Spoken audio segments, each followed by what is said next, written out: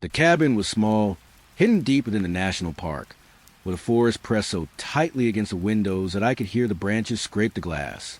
At night, the silence felt heavier than sound, so still that even my own breath seemed too loud.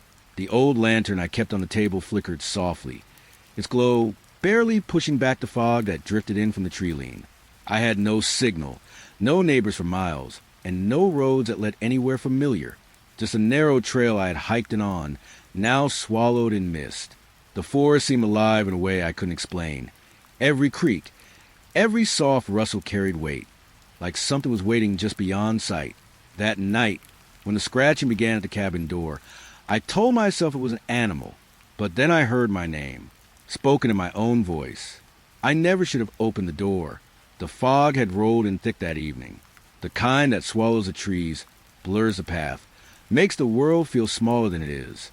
I was alone in the cabin, the fire reduced to glowing embers, the wind just a low sigh through the cracks in the logs. At first, there was only quiet, the kind that presses against your ears, makes your heartbeat feel loud. And then knocks, soft, deliberate. A pause, another knock. I told myself it was probably an animal or a branch against the roof. But the knocking came again, closer this time, firmer, and then it stopped. I waited. The fog pressed against the windows like a living thing. Then I heard it, a voice. At first, it sounded human, a whisper, distant and low. My own name, carried on the damp night air. I froze. The voice spoke again, this time, repeating the last thing I had whispered to myself. My own words returned, cracked and hollow. I pressed my back to the door. The cabin felt smaller, the shadows deeper. The knocks returned, now matching the rhythm of my own pulse. I could feel the fog moving around the cabin, curling, pressing closer. The air tasted damp, metallic. Every breath felt borrowed. I tried to tell myself it was someone outside, a prank, maybe, but the voice knew too much. It echoed my thoughts, my muttered fears, my tiny prayers for silence. I leaned against the wall, trembling. The knocks slowed, then quickened, as though testing me. The voice whispered again, not my name, but a phrase I had only thought, never spoken. I wanted to look out. The lanterns outside flickered in the fog, swaying like distant eyes. But I couldn't. The fear held me fast. Silence fell, thick and sudden, the kind that fills every corner, makes you feel naked in the dark. Then a single knock, soft, directly at the door. I held my breath. The fog pressed against the wood like it wanted in. And then another knock. It was slower this time, patient, mocking. I whispered a single word back, my own voice trembling, and the knock repeated it. A cold wind brushed through the cracks in the cabin. The smell of wet earth and decay filled the room. I could hear something moving outside, soft footsteps in the fog, circling, retreating, returning. The fire had died. The cabin was dark, save for the pale light from the fog beyond the windows. Every shadow seemed to stretch, grow, lean closer. Another knock, and another voice. I realized it was no longer outside. It had learned to echo me, to mimic me. I sat on the floor, my back to the door, trying not to breathe too loudly. The fog shifted, the whispers shifted, and the knocking continued, until I couldn't tell if it was me, or both. The night stretched endlessly. Outside, the fog seemed to watch. The voice repeated. The knocks counted, and I stayed there quiet, listening, hoping it would leave.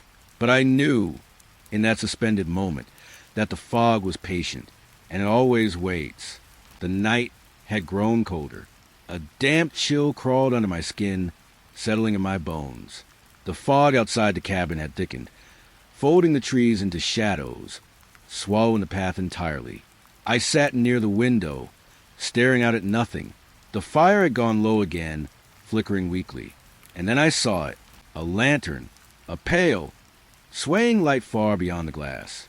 It moved back and forth, as though carried by someone, but the ground around it was empty. I held my breath. The lantern paused. Then it moved again, gentle, deliberate, circling between the trees. There were no footsteps, no rustle of leaves, just a soft, eerie sway of the light. I pressed my hand to the cold glass. It fogged beneath my touch. The lantern seemed closer, though I hadn't moved. I thought I saw a figure, just for a moment, shrouded by the fog. A shadow carrying the glow, gliding silently. But when I blinked, the figure vanished. The lantern paused again. It tilted as if peering toward me, watching from the mist. And the wind whispered to the branches, carrying a faint, hollow hum. I tried to shake it off. Just a wanderer, lost, or maybe a reflection of my own fear. But the light kept moving. It traced the edges of the clearing, flicking between the dark trunks of trees. Every time it paused, the fog seemed to thicken, pressing against the window like fingers. I leaned closer, squinting, trying to see shapes in the mist. A movement at the edge of the light. A hand? A pale face? I couldn't be sure. The lantern swung again, slow and rhythmic. And then, as if noticing me, it halted entirely. The forest went silent. Only the low hum of the wind remained. I felt my heart hammer in my chest. The fog pressed closer. I could hear my own breath, ragged, uneven, and still the lantern stayed there, unmoving. Minutes passed, or maybe hours. Time had no weight in that fog-heavy night. I didn't dare move. The lantern swayed slightly, just enough to remind me it hadn't left. It circled once, then twice, and disappeared into the darkness as silently as it had appeared. The woods went quiet again. No footsteps, no rustling, no flicker of light. I sat in the cold cabin, staring at the darkened window, feeling the emptiness stretch beyond the glass, hearing the echo of a lantern that might never have existed. The wind shifted. A branch tapped softly against the roof, and I realized the woods were still watching. I pulled my blanket closer. The fog lingered outside, dense and patient, and somewhere in that mist, the lantern waited. Morning came slowly. The fog had lifted just enough to reveal the forest around the cabin. Still damp, still silent. I stepped outside, boots sinking slightly into the soft earth. That's when I saw them. Footprints. Human-like, circling the cabin. They were too perfect, too deliberate. Each print pressed firmly into the soil. I followed them with my eyes, heart tightening. The tracks led into trees, disappearing into shadows. I thought I'd breathe again once they ended, but they returned, doubled, two set side by side, moving in parallel, circling back to the cabin as though whatever had walked here had never left. I stepped close to the first print, tracing it lightly with my fingers. The soil was cold and damp, the edges sharp as though freshly made, and yet no other disturbances nearby, no broken branches, no scuffed leaves. I swallowed. The forest was still. Even the birds seemed to hold their breath. I followed the tracks, circling the cabin slowly. The double prints always returned, forming impossible loops around the clearing. Every corner revealed the same eerie rhythm. Gone into the trees, returning, gone, returning again. The sunlight was weak, pale, filtering through the mist. It made the shadows stretch long, twisting in strange shapes across the cabin walls. And the prints, they moved closer each time my gaze wandered. I knelt near the path leading into the woods. The soil there was soft, but no other marks appeared. It was as if something invisible had walked perfectly alongside its reflection. A sudden rustle in the trees made me jump. A branch cracked. I turned sharply. Nothing. The footprints remained. Perfect. Silent. Unmoving. I tried to rationalize. Maybe an early morning hiker or animals with oddly human feet. But logic didn't fit the rhythm, the way the prints doubled and returned. A cold breeze whispered to the clearing, carrying the damp smell of earth and moss.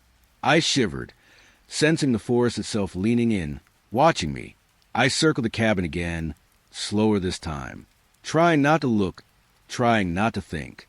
The prints, they were always there, staring back at me in their silent, impossible pattern. I felt the weight of the eyes I couldn't see. Something had walked here, something that returned, something patient. The doubled tracks grew more unsettling with every glance. They seemed to pulse, like the earth itself had breathed them into existence, like they were alive. I stepped back to the cabin. My boots pressed against the soft soil, careful, deliberate. Inside, the warmth of the fire felt fragile. Outside, the prince waited. I glanced once more at the forest edge, and in that pause, I could almost see shapes moving between the trees. Elongated shadows stretching toward the cabin. Silent watchers. The fog had returned. Soft, creeping, folding over the ground. And the footprints, doubled, circling endlessly, seemed to vanish under its pale veil. But I knew they were still there, waiting, returning, watching. I closed the door behind me slowly, leaning against the warm wood. The forest went quiet again, but the rhythm of the prince lingered in my mind, like a heartbeat beneath the earth. I couldn't stop seeing them, and I knew tomorrow, when the fog lifted again, they would be waiting, circling, always returning. The wind carried a cold edge that evening. The cabin felt smaller than usual, the walls pressed in with shadows. I turned the hand-crank radio over my hands. Its metal cold, familiar. I hadn't planned to use it, but the silence outside was heavier than usual. So I cranked, slowly, the wheel scraping against the gears. A low hum filled the cabin, soft at first, then steady, a vibration under my fingertips. Static hissed through the speaker, filling the room with tiny bursts of white noise. And then I heard it, my name, whisper between the cracks of static, barely audible. I froze, listening, heart suddenly sharp in my chest. I turned the dial, adjusting. The static crackled, shifting. The whisper came again, my name drawn out distant and closer at the same time. I leaned closer, pressing my ear to the radio. Each burst of static carried it. Each time, my name, sometimes gentle, sometimes urgent. I whispered back, a single syllable, and the radio stuttered, then returned it. My voice warped, strange, almost not my own. The cabin grew colder. The fire flickered and hissed. Outside, the fog clung to the trees, a living thing just beyond the glass. I tried to tell myself it was the radio's mechanics, the wires, the interference. But the voice, it knew things I hadn't said aloud. It mimicked my thoughts, my fleeting fears, even the words I barely breathed. The static grew louder, a low hum underneath, like a pulse. Then my name again, drawn through it. Slower this time, deliberate, patient. I gripped the radio tightly. The cord tangled around my hands, cold and stiff. Every nerve in my body was awake, listening. A sudden silence cut through the hum. The radio went dead, and then a single whisper, soft, right at the edge of hearing. It wasn't coming from the speaker. It was inside my head, a breath of a voice. My own name, again, followed by a word I hadn't spoken, hadn't thought aloud. I stepped back, stumbling over the rug, the radio dropping to the floor. Static erupted, louder this time, before fading again. The room smelled of damp metal, old paper, and cold wood. I could hear my heartbeat in the empty spaces between the bursts of noise. Each pulse seemed to echo, mirrored by the whisper that wouldn't leave. I didn't touch the radio again. I sat in the corner, listening, hearing my name drift in from the dark corners of the cabin. Time stretched. Minutes or hours, I couldn't tell. The voice repeated, patient, subtle, haunted. And when I finally dared to close my eyes, I could still hear it, soft, echoing in the static, in the walls, calling me closer. The fog lay heavy over the meadow. Morning had begun, but the light was pale, thin, struggling through the mist. I stepped carefully along the narrow trail, every footfall muted by the damp earth. And then I saw it, a figure, across the clearing, waving, slow, deliberate motions. It paused when I paused, moved when I moved. At first, I thought it must be someone lost, a hiker, a neighbor, but the fog wrapped around it, shifting, stretching, hiding the edges. I squinted. The figure stepped closer. And the face, it was mine. Every feature, every expression reflected perfectly. But the eyes, something was off. A chill ran down my spine, cold as the fog itself. I froze. The figure smiled, just slightly, but it was wrong. The smile didn't belong to me. I wanted to run. The soft mud of the trail clung to my boots, but I couldn't take my eyes off it. The fog curled between us, like fingers reaching, touching, holding.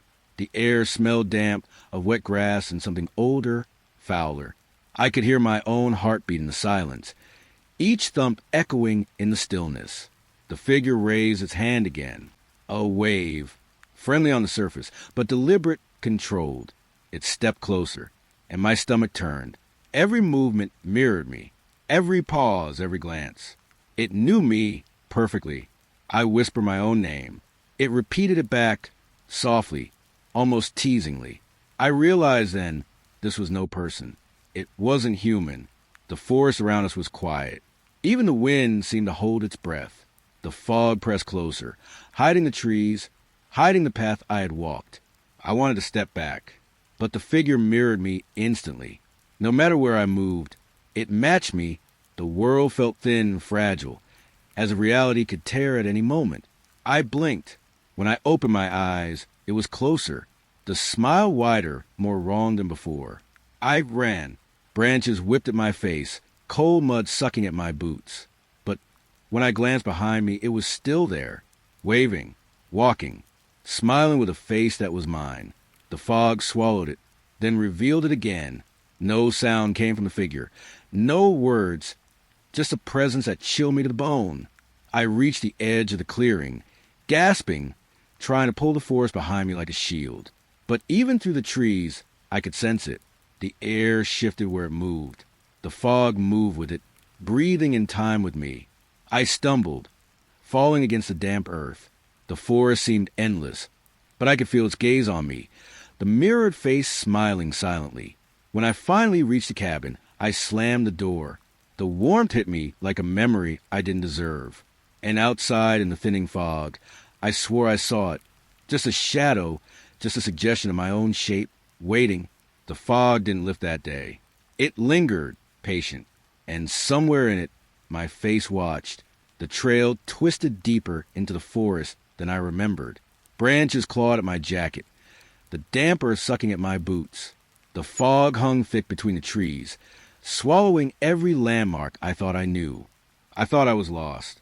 I hoped I was lost. But what I found was something else entirely. A cabin, familiar, yet wrong. Its logs were worn and dark, smoke rising lazily from the chimney. It looked exactly like mine. I approached slowly. The door was slightly ajar.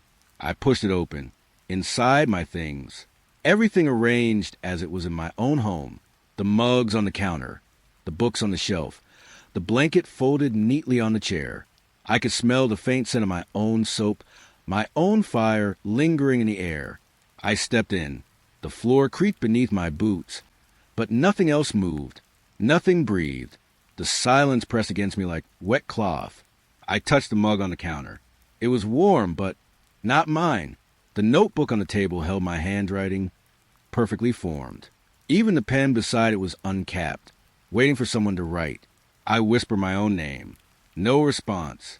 And yet, I could feel it, a presence hiding in the corners, just beyond the reach of the lantern light. I walked the cabin slowly, touching the furniture, the walls, the floorboards. Each step echoed too loudly, or maybe I was imagining it. Everything was exactly as it should be, yet nothing belonged to me. I opened a drawer. Inside, small objects I recognized. Keys, photos, a watch I'd lost weeks ago. But each piece felt wrong, as though it had been copied from my life, but not lived.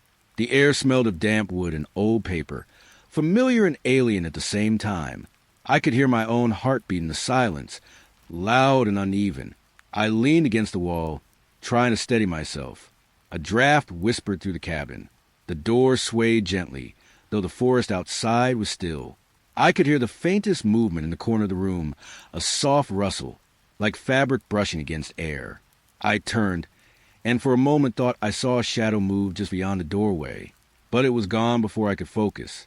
I walked back to the table, staring at the notebook. I could see my own words on the page, my own handwriting, but the sentences were not mine. They described things I had never done, thoughts I had never had. I wanted to leave. I wanted to run back into the forest, to forget this place. But the fog outside had shifted. The trail I had taken to get here had vanished. The cabin waited, patient, silent, and I could feel, somehow, that it knew I had arrived. I stepped toward the door, but the handle resisted, cold and heavy in my hand. A single, soft creak echoed through the room. I swallowed, afraid to breathe too loudly. The fire pit outside was cold, the wood blackened from long use, but the cabin glowed faintly from within, a pale imitation of warmth. I took a final look around. Everything, my life, my things, my memories, were here, arranged perfectly, and yet none of it belonged to me. I closed the door behind me slowly. The fog pressed against the cabin, holding it, breathing around it, and as I walked back into the endless forest, I realized I had entered a world that mirrored mine, a world patient enough to copy every detail. And waiting for me to notice, the evening settled slowly over the cabin. A pale light from the dying fire stretched across the wooden floorboards. The fog had returned, curling around the edges of the clearing, pressing against the trees. I stepped onto the porch, boots cold, fingers numb from a chill. The forest waited, silent, heavy, breathing in rhythm with me. And then I saw them, 2 points of light, glowing eyes, high in the branches at the edge of the clearing. They blinked slowly, deliberately, as if counting my breaths. I froze. The wind whispered through the trees, carrying the smell of wet pine and something older, more feral. Every rustle of leaves seemed amplified, alive. The eyes shifted. Higher now, climbing with impossible grace. The branches moved without cracking, bending unnaturally, holding the gaze above me. I could feel it watching, patient and quiet. The fog curled around the cabin like fingers, hiding the forest beyond.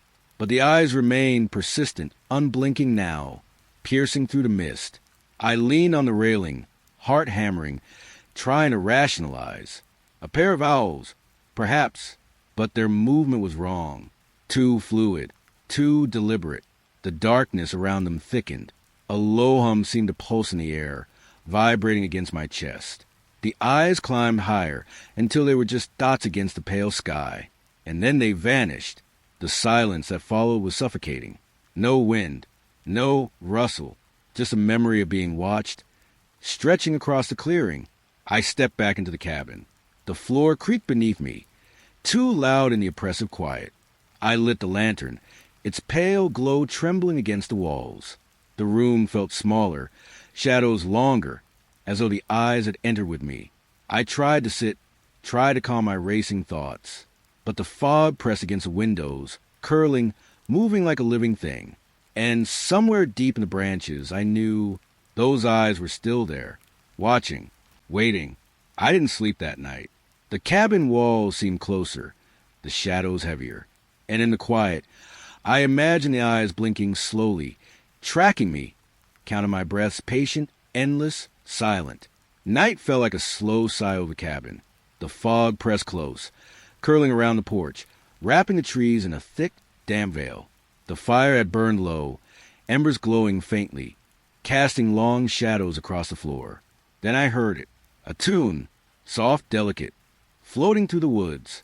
3 notes, over and over, circling the cabin, shifting with the wind. I froze. The melody was faint, almost a whisper, but it pressed against my ears, sinking into the silence. It carried a chill, a familiarity that felt wrong. I listened. The notes circled again, tracing the edges of the clearing as if someone or something was pacing just beyond the fog. No footsteps accompanied it, no rustling of leaves, just the tune, patient, unrelenting. I leaned against the window, staring into the pale haze. The fog seemed to move in time with the melody, curling and twisting around invisible forms. The notes repeated, echoing softly, settling into the walls, the floor, the very air of the cabin. I whispered to myself, trying to name the tune. It echoed, faintly, almost playfully, through the mist, as though the forest itself had learned my voice, repeating it back with the 3 notes. The walls seemed to hum with it. Every shadow moved slightly in response, stretching and bending toward the sound. The tune wrapped around the corners, tugging at my thoughts, slowing my breathing, tightening my chest. I stepped outside briefly, boots sinking into damp soil. The melody floated closer, passing to the fog, weaving between the trees, encircling me. But there was no one there, only the music, patient, unbroken. I wanted to run, but the tune followed. It wrapped around my legs, pressed against my ears, threaded through my hair. Every note a soft hand on my shoulder, reminded me I was not alone. I went back inside, the door clicking shut behind me. The cabin felt smaller, the walls closer, the shadows thicker. Yet still, the tune lingered, pressing to the thin panes of glass. 3 notes, repeating, circling, waiting. I wrapped the blanket around my shoulders, sat by the dying fire, and listened. The fog lay heavy outside. The wind was still, and the whistling, patient and soft, continued its endless loop. I could feel in my bones. It would not stop. It never would. Midnight settled over the cabin like a heavy curtain. The fog pressed tight against the windows, thick and damp, curling around the porch like fingers. I sat near the fire, the lantern low, its pale light flickering across the floorboards. Then it began, a tapping, soft, deliberate, against the window. At first, I thought it was a branch, the wind, something small, harmless. But the rhythm, it matched my own heartbeat. I pressed my palm against the glass. Cold, damp, solid. The tapping paused, then continued, matching my pulse. I leaned closer, squinting into the fog. Outside, the lantern's glow illuminated nothing. No figure, no movement, just a fog, thick and shifting in the tapping. I swallowed. The tapping grew firmer, more insistent, echoing in the silence of the cabin. Then I saw them, handprints, pressed from the inside, on the glass. No one had been there. No one could have reached the window. I tried to move. My limbs felt heavy, slow, as though the air itself was thickening. The tapping continued, soft, polite, persistent, counting, watching, waiting. I couldn't look away. The fog moved closer. The lantern flickered, and I could see faint outlines of shapes, but nothing made sense. The handprints remained, perfectly formed, pressing against the cold glass as though whatever had left them was still there. I whispered to myself, my voice trembling. The tapping answered, not with sound, but a pause, a rhythm, a mimicry of my own breath. It knew me. It had been waiting. The air inside the cabin grew heavy. The fire hissed, small sparks dancing and dying. I pressed my forehead to window. The handprints, smooth, unyielding, stared back at me. Another tap, and then another, each one closer, sharper, as though we're counting down. I tried to leave, but the door felt far away. The fog pressed against the walls, a living thing beyond the glass. Every shadow in the cabin stretched toward me, alive with intention. I could hear my own heartbeat echoing against the walls. The tapping continued, soft, measured, relentless. I backed away slowly, staring at the window, at the handprints, at the fog beyond. And then I realized the handprints weren't just prints. They were alive, or something like it, pressing, waiting, patient. The lantern flickered. The room shivered with silence. And I understood the fog, the taps, the handprints. They would not stop.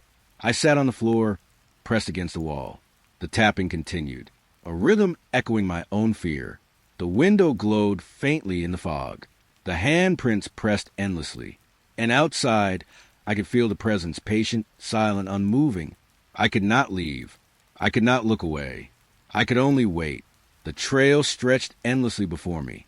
The forest was quiet, almost too quiet. The fog had thinned, but the air still pressed damp and cold against my skin. I thought I was alone. And then footsteps, soft at first, careful, matching my pace. But just behind, I stopped. The sound stopped. I took a breath. The sound returned. I started walking again. The footsteps mirrored me, patient, deliberate. No rustling leaves, no breaking twigs. Just a sound, following, learning, waiting. I glanced over my shoulder. Nothing, just a pale trail disappearing into the trees. The fog swirled slightly, curling around the trunks, hiding something. I quickened my pace. The footsteps sped up, Every time I stopped, they stopped. Every time I moved, they moved. I wanted to run, but my legs felt heavy, unresponsive, as though the forest itself was slowing me. I whispered to myself, try to calm the rising panic. The footsteps answered, not with sound, but with timing, mirroring my breath, my heartbeat. I turned sharply. The forest swallowed the space behind me. The fog danced between the trees, shadows folding into themselves. Still, I could feel it, waiting, patient. I stumbled over roots, trying to lose it. The footsteps followed. Closer, louder? I couldn't tell. A branch cracked. I froze. The sound stopped. And then it didn't. The footsteps continued. Soft, deliberate, almost casual. As though whatever followed me knew I had nowhere to hide. I tried calling out. My voice trembled. No response. Only the footsteps echoing through the trail. The forest seemed to shrink around me. Shadows pressed close. The air smelled damp, metallic, heavy with earth. Each step I took was mirrored. Every turn anticipated. I wanted to hide, to disappear into the fog. But there was nowhere to go. The trail twisted, leading only deeper, and the sound never left. I ran. Branches slapped at my face. The ground soft beneath my boots. The footsteps matched mine perfectly, patient, unwavering.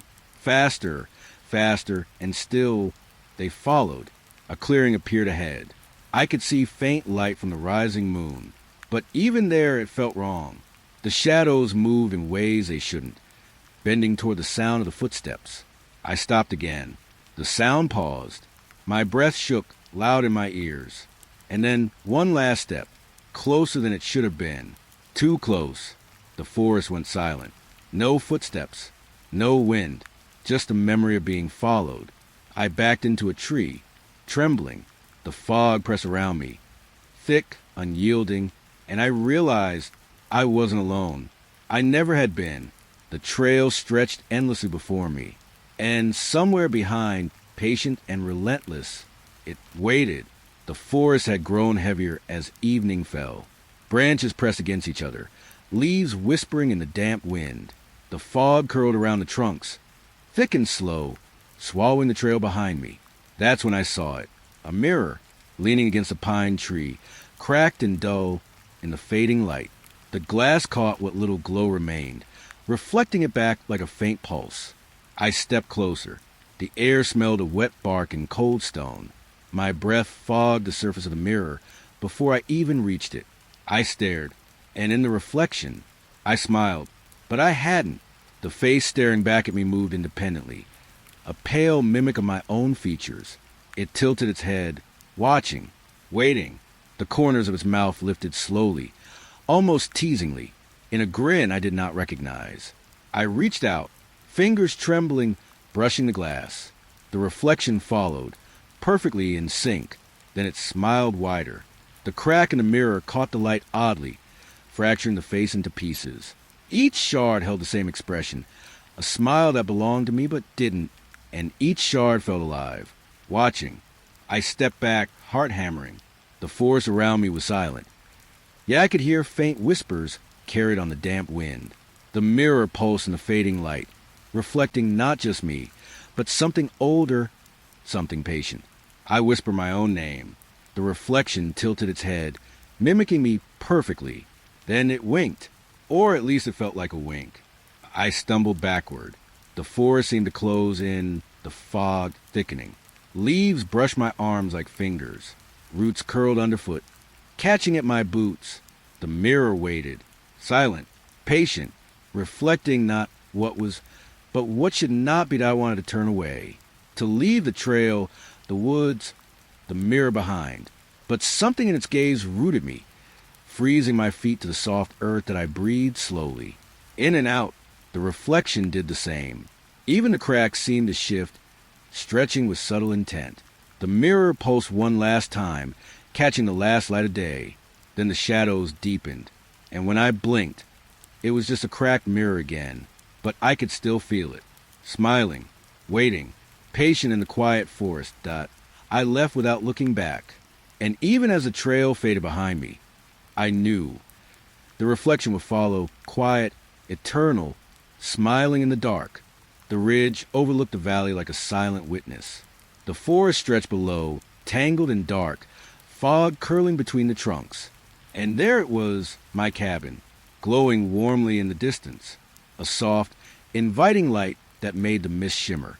It looked safe, familiar, a place I could return to. I hurried down the trail. Branches scratched my arms. The earth beneath my boots was damp and soft. The warmth from the cabin's glow seemed to reach me, pulling me closer. But as I neared, something shifted. The warmth was gone. The glow faded into darkness. The fire in the hearth had died. The windows were black, reflecting nothing. I froze. The trail ended at the door. I pushed it open. The cabin was cold. Every surface stiff with chill, every shadow sharp and long. The air smelled of wetwood, of ash, but no smoke. No sign that the cabin had ever been warm, inviting, or lived in today. I stepped inside slowly. The floorboards creaked underfoot, each sound loud in the cold silence. The walls seemed farther apart than I remembered. The furniture looked unchanged, yet wrong. Shadows stretched unnaturally from every corner. I called softly. No response. Not even the wind answered. I walked to the window. Outside, the fog had shifted.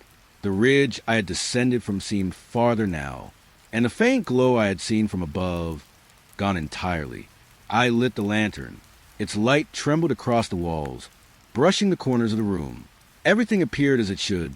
Books on the shelf, the chair by the fire, but the warmth, the comfort, the life absent. I touched the table. Cold, unyielding, and in that touch, I realized the light I had seen from the ridge had not belonged to my cabin at all. A soft creak echoed behind me. I spun. Nothing. Just shadows that seemed to lean toward me. Patient, waiting. The fog pressed against the windows. It moved in slow waves, curling around the dark shapes outside. The silence became thick, heavy, almost tangible. I sank onto the floor. The lantern flickered, barely holding its light. And I understood. The cabin I had seen from the ridge had been an illusion, a distant glow meant to guide me. Somewhere else, outside, the forest breathed. The trail behind me seemed uncertain, shifting with every blink. And the cabin, my cabin, remained dark, cold, silent. I sat in the lantern's pale circle, listening to the forest, feeling the weight of the dark, and the truth that warmth and light could be lies, and that home could vanish before I ever reached it. The night was quiet, too quiet. The fog pressed against the cabin walls, curling under the eaves, pooling around the porch like liquid shadow. I lay on the bed, listening. At first, I thought it was a wind, a soft moan through the cracks in the logs. But then it changed. Screams, faint, distant, muffled, rising from beneath the floorboards. I froze. The sound was low at first, almost a memory. Then it grew sharper, layered with a panic. I could feel vibrating in my chest. Soft, muffled, yet impossibly close. I sat up slowly. The air was damp, smelling of earth and decay. Each breath carried it deeper into my lungs, making the hairs on my arms rise. I knelt, pressing my ear to the floor.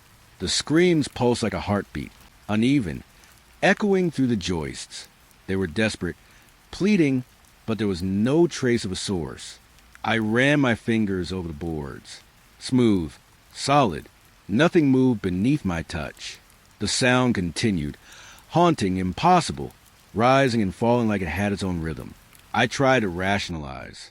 With settling, animals trapped in the crawl space. But the screams, soft, human-like, yet warped, told me otherwise. They weren't natural. They weren't here for me. Or maybe they were. The lantern flickered. Shadows danced across the walls, stretching toward the floor. The sound seemed to come from beneath those shadows, from the earth itself. I pressed my hands to my ears, rocking gently. The screaming did not stop. It did not fade. It circled the room, under the bed, beneath the chairs, threading to the floorboards with patience. I whispered my own name, hoping. I didn't know what I hoped for. The scream softened, almost recognizing me, then shifted louder, higher, frantic again, like something testing me, learning me. I walked carefully, stepping over the boards, Each creak echoed unnaturally in the silence. The floor beneath me felt colder than the air, denser, heavier, as though the cabin itself was listening. I knelt again, inspecting the boards. No cracks, no loose panels, nothing. Yet the sound persisted, threading between the planks, moving beneath me, impossibly close. I could feel it under my feet, waiting, patient, hungry. Every shiver in the air, every draft from the windows seemed to carry it. I wanted to leave, but the fog had returned outside. The trail was gone, swallowed by the night. The cabin had become a trap, and the screams were its heartbeat. I pressed my forehead to the floor. The screams softened, like a lullaby twisted and broken, and I realized no matter how far I ran, no matter how high I climbed, the sound would follow, beneath the floorboards. Beneath me, patient, eternal.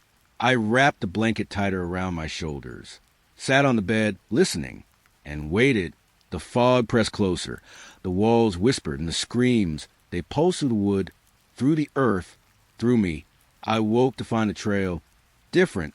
The familiar path I had walked 100 times through the forest was gone. The trees shifted. Landmarks vanished. Rocks lay where they had never been. The fog hung heavier than ever, curling around me, filling the spaces between the trunks like slow, living fingers.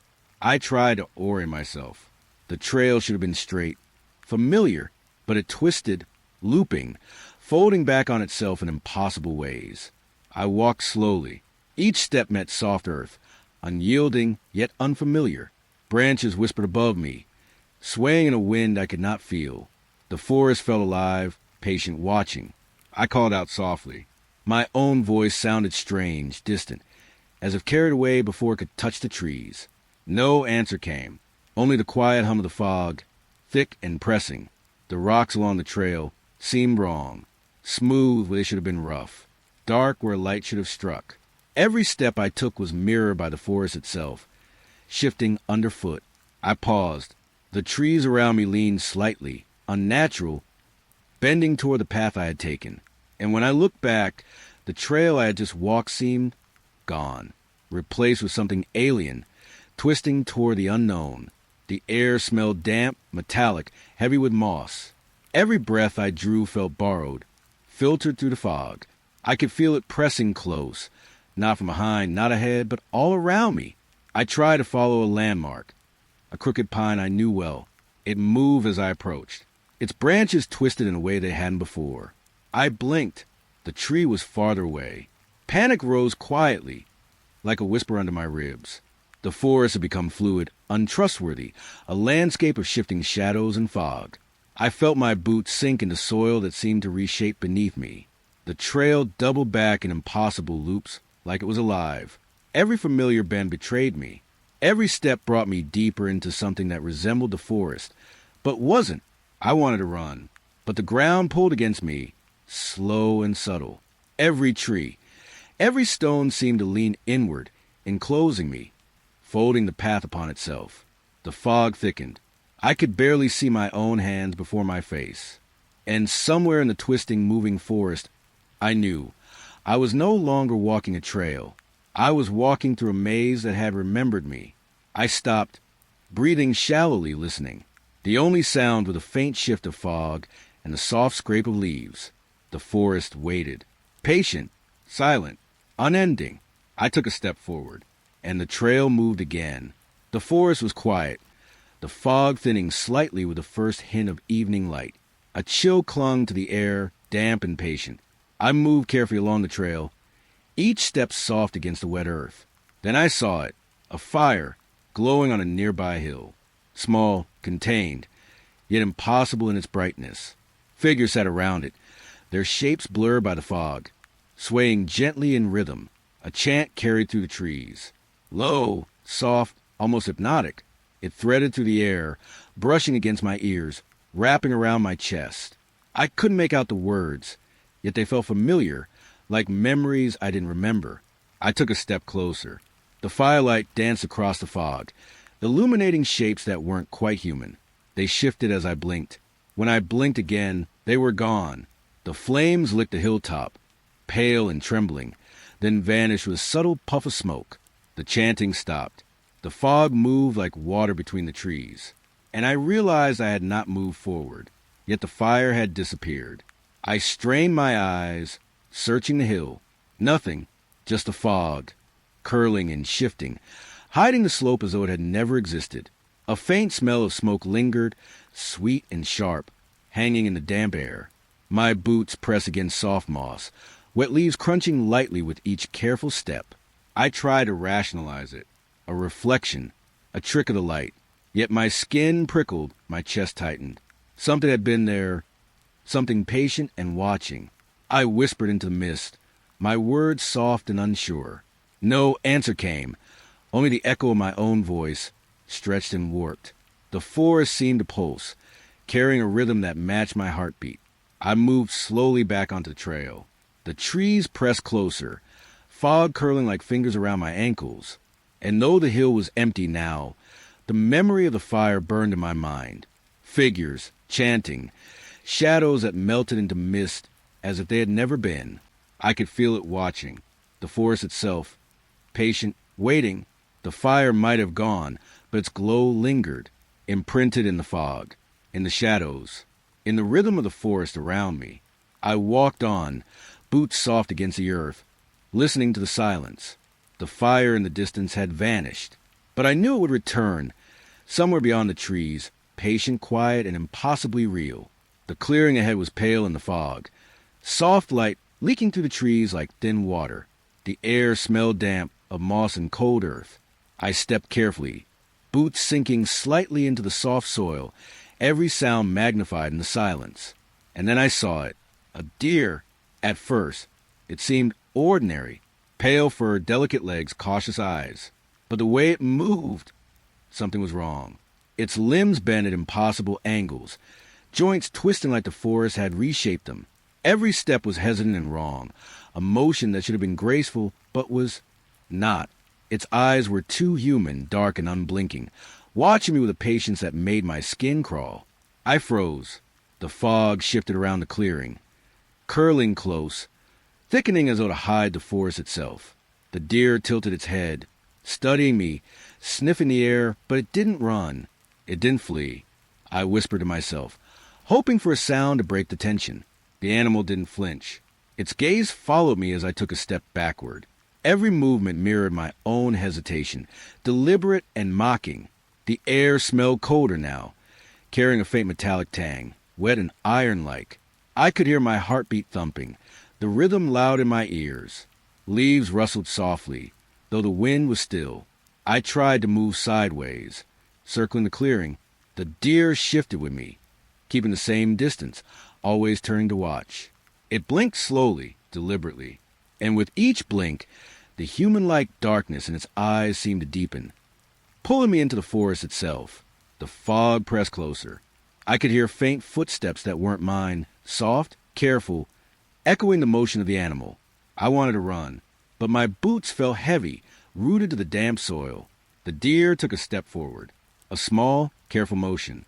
Then another, its head lifted slightly, tilting with unnatural precision. I could see the tension in its body, every sinew wrong, every movement disjointed. I stumbled backward, tripping over a root. The deer froze. Its gaze held me, patient, waiting, unblinking. And then, slowly, it lowered its head, chewing the fog as though tasting the air itself. I scrambled to my feet, heart hammering. The forest seemed alive around me, breathing, pressing closer. The deer didn't move. It didn't flee. It simply waited. I ran back to the edge of the clearing, branches slapping my arms, mud clinging to my boots. When I glanced back, the deer was gone. The clearing was empty, but I could feel it. Its presence lingered in the fog, in the bent shadows of the trees, in the chill against my skin. I didn't stop running. The trail ahead twisted through the forest, familiar yet wrong, and somewhere in the distance, I knew the pale animal was still there, watching, patient, waiting. I woke to a draft that chilled my spine. The cabin was quiet, the fog pressing against the windows, curling under the eaves.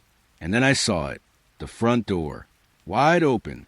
I remembered bolting it the night before. I had checked. Twice. A cold wind drifted in, carrying whispers with it. Soft, unintelligible murmurs brushing my ears, wrapping around my shoulders.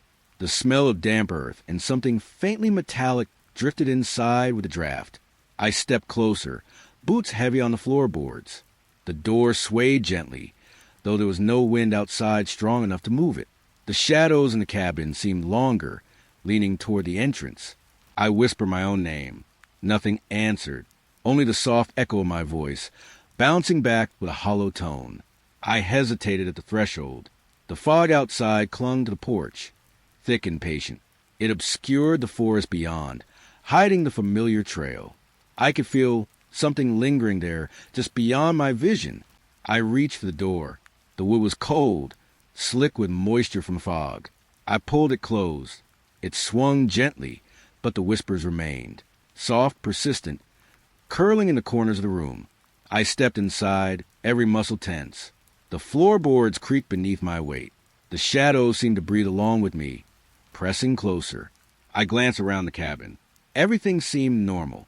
The furniture, the lantern, the bed, unchanged, yet the air was different, heavier, watching. I listened. The whispers drifted from the open doorway, curling around the walls, reaching for me. Each syllable, though unintelligible, carried intent. Patient, curious, waiting. I tried to sit, to steady myself. The lantern cast a pale circle of light. The fog pressed against the glass like soft fingers, insistent. I could feel the presence outside, lingering, patient. The door may have been closed now, but it was still open, open to the whispers, open to fog, open to whatever waited beyond. I wrapped my arms around myself, leaning against the wall. The cabin was silent, almost, but the draft carried faint murmurs, a reminder that I was not alone. And somewhere beyond the threshold, in the fog, in the cold, in the waiting, something watched me, patient.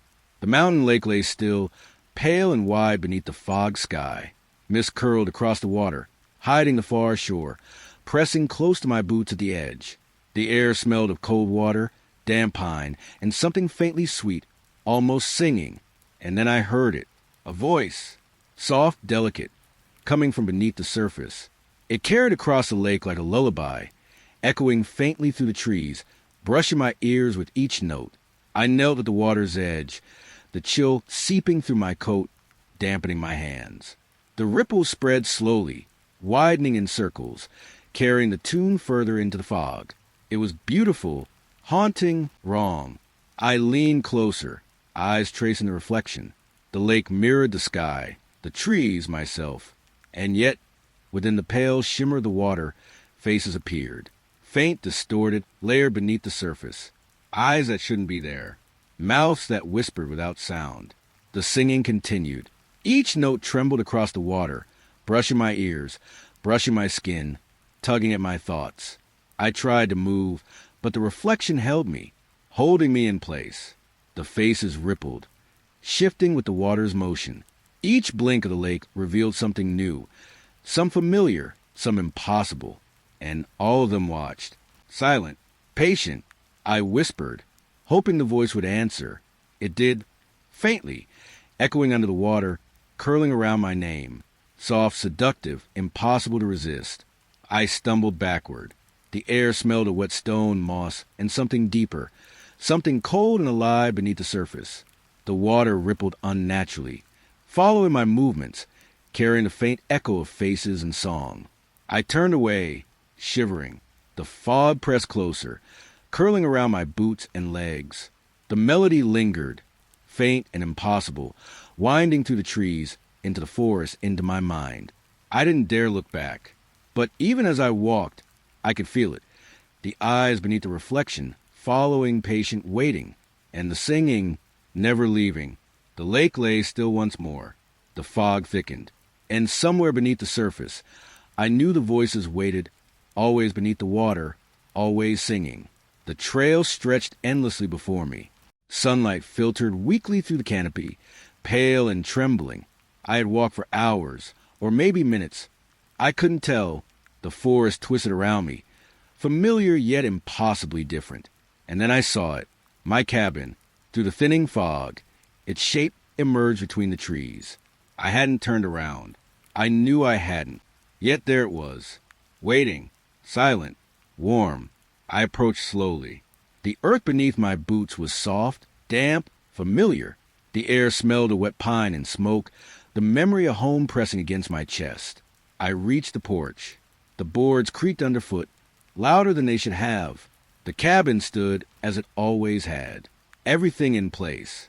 And yet something felt off. The lantern inside was dim, its glow steady, but colder than memory. I stepped inside, heart beating unevenly. The furniture, the shelves, the blanket folded on the chair, all exactly where they should be, but the air was heavier, dense with something patient, unseen. I whispered my own name. No answer. Not even the wind replied. I walked through the rooms. Each step echoed faintly, too loud, too deliberate. I touched the table, the counters, the floorboards. Everything responded with the faintest tremor, like the cabin itself remembered me, or watched me. The trail I had walked vanished behind me. The trees outside the window seemed farther apart, bending slightly, as though trying to hold me in. I hadn't turned around, and yet the forest had returned me here. I sank onto the chair by the fire. The glow from the lantern barely touched the corners of the room. Outside, the fog pressed close, patient, silent. And I felt it. The forest, the trail, the world itself, folding around me, looping me back. I could hear my own breathing, uneven in the quiet. The walls seemed to hum with the memory of the trail. Every step I had taken, every movement mirrored silently. I realized then that the forest wasn't behind me. It wasn't ahead. It was here, always here. I pressed my palms to the table. The wood was cold, unyielding, yet familiar. The lantern flickered once, then steadied, and somewhere in the silence, I understood I would return to this trail again, and again, even if I walked straight, even if I ran. The forest had a patience I could not match. The trail had a memory I could not escape. And the cabin waited. The forest was quiet, heavy with fog and the chill of late evening. Every branch, every leaf seemed to lean closer, listening. I walked slowly, boots sinking into damp soil, careful not to make too much sound. And then I heard it, laughter, soft at first, a low, almost playful chuckle drifting through the trees. I froze. It sounded like mine. The rhythm, the pitch, the inflection. It was my own laugh. But when it repeated, it cracked, twisted, wrong. I whispered my name. The laughter answered. Not behind me, not ahead, but everywhere at once, echoing from the fog, wrapping around my chest. I quickened my pace. The trees pressed closer, shadows stretching unnaturally. The laughter followed, mimicking me, mocking me. Each repetition distorted further, broken and harsh. I turned sharply. Nothing, just a fog, curling like fingers, thick and patient. The laugh shifted in tone, rising and falling like my own breathing. It matched my steps when I ran, slowed when I stumbled. And sometimes it paused, just long enough for me to realize. It knew every movement I would make. Branches scratched at my coat. Leaves whispered in the windless air. And still, the laughter followed. Cracked, broken, my voice warped and cruel. I called out, hoping to anchor myself in sound. The forest repeated it back, twisted, mocking, layering it over my own echo. I stumbled into a clearing. Moonlight pooled faintly across the damp ground. The fog swirled, carrying the laughter, stretching it around the trunks, into the underbrush. And then I saw the shadow, not fully formed, shifting and bending, stretching and folding. It moved with the laughter, stepping to the fog, but never fully materializing. And as it moved closer, I realized it was me, or something wearing me, twisted, patient, waiting. The laughter cracked again, sharper, more deliberate. I tried to run. The forest pulled at my feet. Branches seemed to snag my sleeves. And the shadow moved with me, laughing, mirroring every motion. I stumbled to the edge of the trail. The fog thickened, curling around the clearing like water. The laughter repeated, slower now, patient, mocking. And I knew it wasn't done. It would follow, Always. I sank to the ground, pressing my hands to my ears. The shadow lingered in the fog. The forest was silent, except for the echo of my own voice, broken, cracked, distorted. And I realized then in the cold, damp silence, it could imitate me. It could follow me. It could wait endlessly. The laughter circled, patient, relentless, cracking and twisting to the fog. Through the forest, through me, the lantern cast a pale glow across the cabin floor. Shadows stretched long and soft, curling along the walls. I watched them move as I moved, familiar, predictable, and yet something felt wrong. I paused. There was another shadow, tall, silent, waiting, standing beside mine, unmoving, stretching toward the ceiling. I blinked. The second shadow mirrored me at first, every tilt of my head, every shift of my shoulders. Then it didn't. It stayed still, taller, patient, watching. The air smelled damp, of wet wood and cold stone.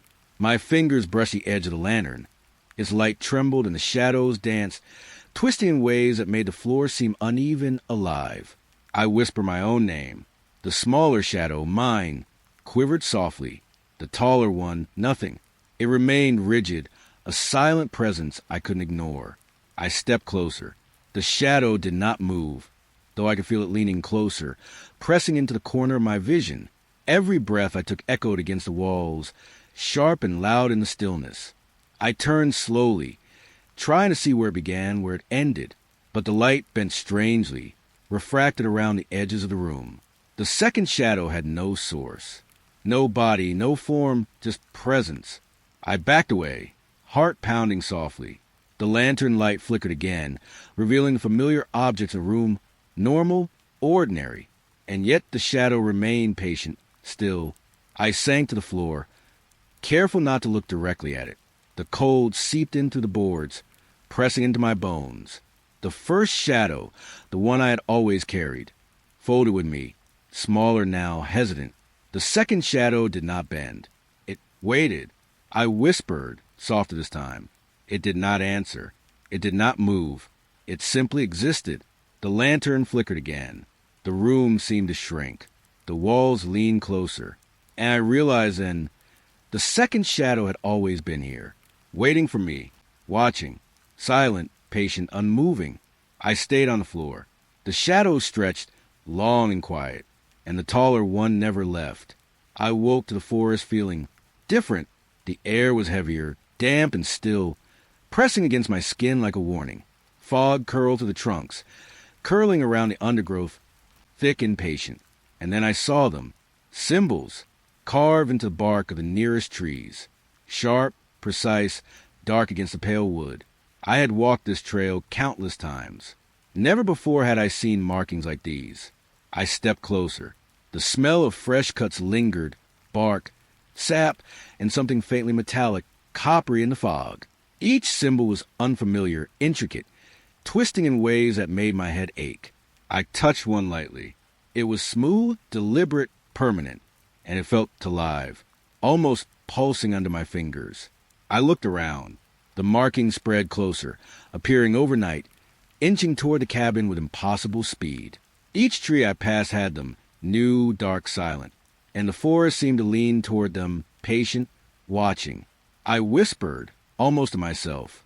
The fog shifted slightly, as though listening, carrying my words between the trunks. No response, only the symbols, silent and dark. The trail twisted unnaturally beneath my feet. Roots seemed to bend, guiding me past the trees that bore the marks. And yet I could not stop looking. Each symbol seemed to shift if I glanced away, subtle changes, just enough to unsettle. The air grew colder. A damp chill pressed at my shoulders. I could hear soft rustling in the underbrush, patient, waiting. No footsteps, no shapes, just a faint, careful murmur of leaves brushing leaves. I stepped back, heart hammering softly. The fog pressed closer to the trunks, curling into the carved shapes as if reverent. I realized then, these symbols weren't just marks. They were directions, warnings, invitations.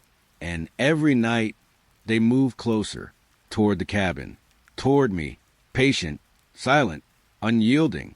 I turned and walked slowly back. The forest seemed unchanged, but the marks followed me with my mind's eye. Every shadow pressed a little closer. Every tree leaned a little nearer. I whispered again, soft, careful. The forest held its breath. The symbols waited. And I knew they were coming. The clearing ahead was quiet. The fog clung low to the ground, curling between the trees, soft and patient. The air smelled damp of earth and wet pine, and something older, something waiting. And then I saw it. A coyote, stepping lightly into the clearing. Its fur was dull in the fog, its eyes dark and observing. It stopped, ears flicking, head tilting as though measuring me, studying my movements. I froze. Its mouth opened, and then it spoke. My name, clear, human, familiar, but not mine. It carried a resonance, a weight, like something too patient for force alone. I stumbled backward. The coyote did not move, did not blink. Its gaze followed me, steady, knowing, and the voice repeated my name. Soft, insistent, closer. I tried to call out, my voice trembling, but the words faltered. The coyote tilted its head, cocked to one side, and spoke again. Each time, my name, closer, sharper, breaking the silence of the clearing. The fog shifted, pressing against me. Leaves brushed my arms like fingers. Every instinct screamed to run, yet my legs would not move. The coyote took a step forward. The voice followed. Not a growl, not a bark, just my name, human and impossible. And the more it spoke, the colder the air grew, heavier with a presence that pressed against my chest. I stumbled sideways, trying to lose it in the trees. The coyote mirrored me. Its voice continued, patient, unyielding, repeating every hesitation, every falter of my own heartbeat. I turned, nothing but fog and the shape of the animal. And yet, I could feel more than see it. The intelligence behind the voice, the patience, the cruel curiosity. I whispered my name to myself. It repeated it back, clear, distorted, warped, echoing in the fog, curling around the trees, threading through the clearing. The coyote did not move again. It simply waited, its mouth opening slightly, my name slipping out like a thread, binding me to the clearing, to the forest, to it. I took a careful step backward. The voice followed. The fog thickened, and I knew, as I felt the weight of the gaze pressing through the mist, it would speak again, always, and somewhere in the trees, patient and still, it waited.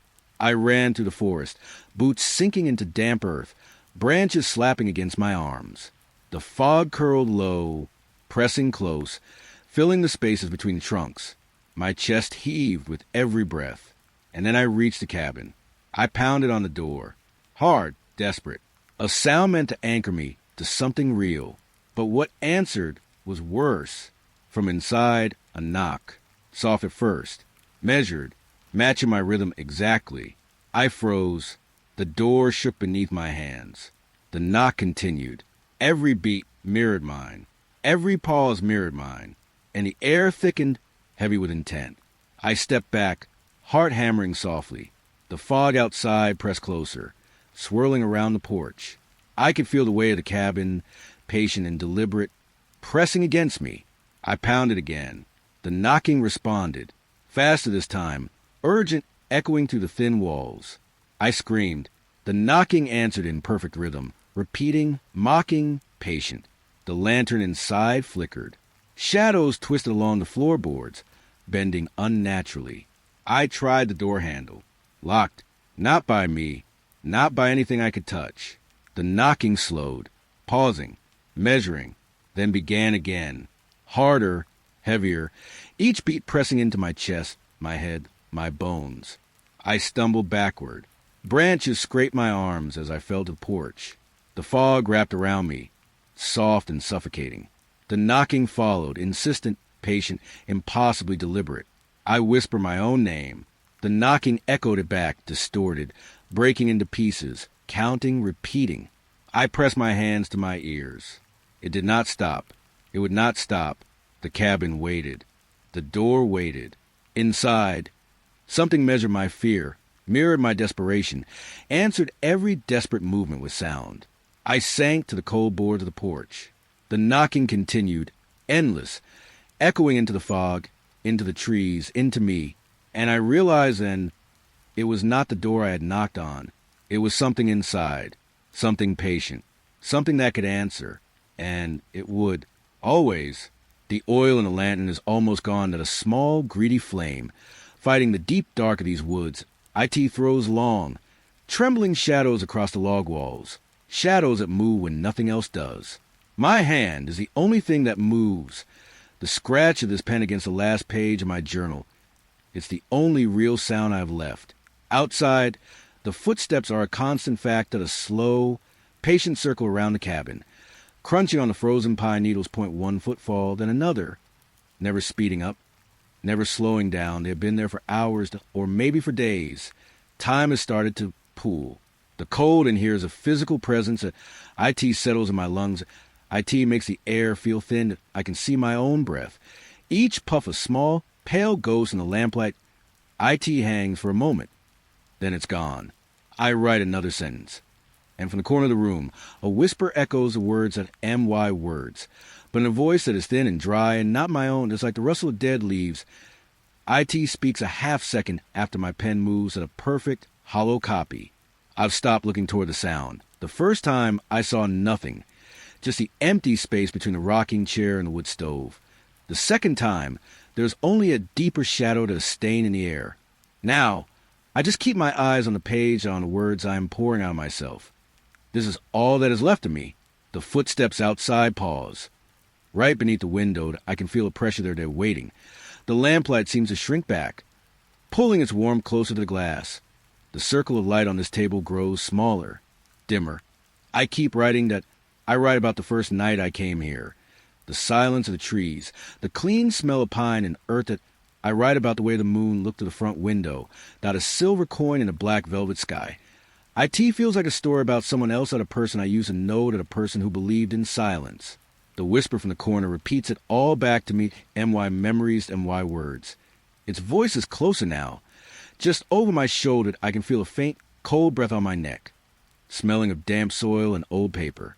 The thing outside the window takes a step. Then another. The circle begins again. Crunch, crunch, crunched out a perfect, endless loop around the small wooden prison that I think it's keeping timed out of rhythm for my final thoughts. My hand is cramping. The words are becoming sloppy, sprawling across the page like wounded things. I am telling myself what happened, but I don't understand it. There was no shape and no monster from a storybook, just the footsteps starting, and the whispers beginning, and the slow, certain knowledge that I would not be leaving. The lantern flame sputters. IT dips low. The shadows in the room swell. They press in for a terrifying second. The dark is absolute. I stop breathing. The footsteps stop walking. Then the flame steadies a final, stubborn flicker. The light it gives now is weak, pale. IT doesn't reach the walls anymore. IT just barely reaches my hands. The whisper is inside my head now. IT doesn't need to speak. IT knows the words as I form them. IT knows the story better than I do. This account was never for anyone to read.